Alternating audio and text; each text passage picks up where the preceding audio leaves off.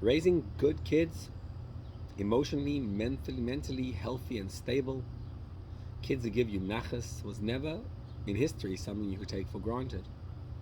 Certainly not in our times. There's so much at stake, and there's so many challenges. It's real. And it's very difficult. So when you get to see someone like Yakov Avinu on his deathbed, in his final moments of his life, and you see him with 12 children, all his children, all the Shvatim, around his bed, each one of them giving him incredible nachas, each one of them having turned out exactly the way their father envisioned, each one of them embodying what Yaakov would have expected from his children. It is not something to be taken lightly, especially since this was the most dysfunctional family you could imagine. This was not a family of perfection. They gave him a go for his money.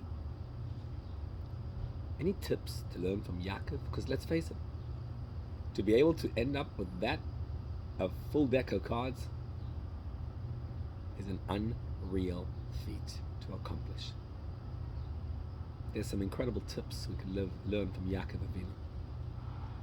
Take a look at an exchange, a chinuch exchange that takes place, also in our parasha, between Yaakov and Yosef. So Yaakov Avinu wants to be buried in Hebron. They're in Mitzrayim. It's a long way to carry him to Hebron. He asks Yosef, he says, listen, you're the king, you have the power. Please, take me out of Egypt, bury me with my fathers in Hebron. Then he turns to Yosef and he says, Va'ani, he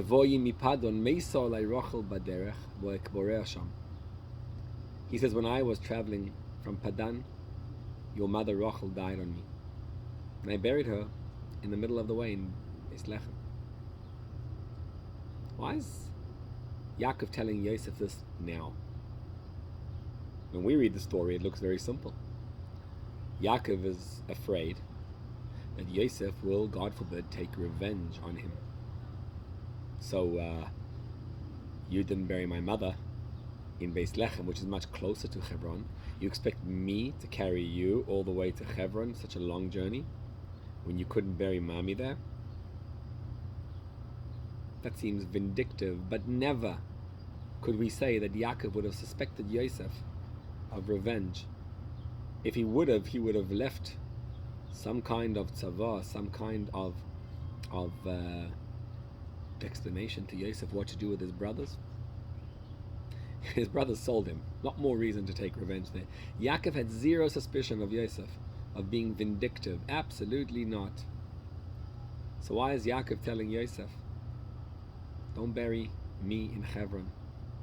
And now I'm going to tell you why I buried your mother in Beis. You see, Yaakov is giving us the greatest tip any parent could ever give their child. Any parenting tip to give us, that is. What Yaakov is saying is, Yosef, I know you're not going to take revenge, for sure not. But I also know that as you're going to be carrying my bones, the land of Israel, to Hebron, it's not revenge you'll feel, but it's a feeling of sorrow that you never felt till now. You always knew that I must have had a good reason why I buried her in Beis and not in Hebron. But now that I'm asking you to carry me all the way to Hebron, that explains, that shows how important it is to be buried in Hebron. And I feel that you, my son, are going to feel now sad. Why did my mother not have the privilege of being buried in Hebron? It's not fair. It's not vindictive, you'll feel.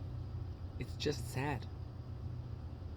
And I, as a parent, understand you and I empathize with you.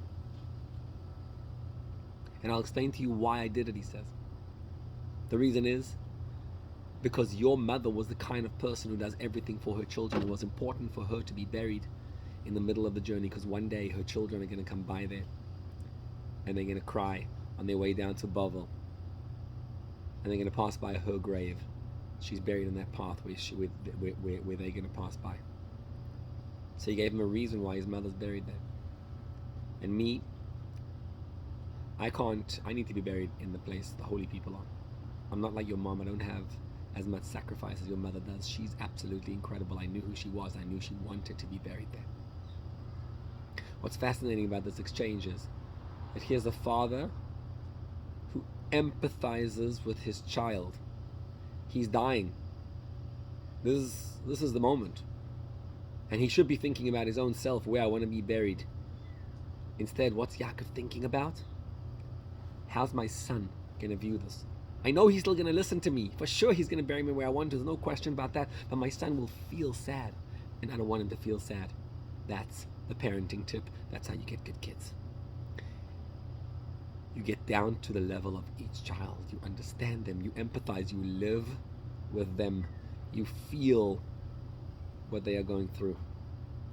What did my child go through today? If it's a young child in school.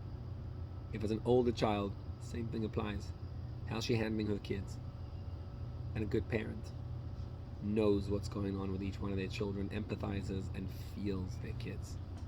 Those kids are going to give you so much nachas you never know.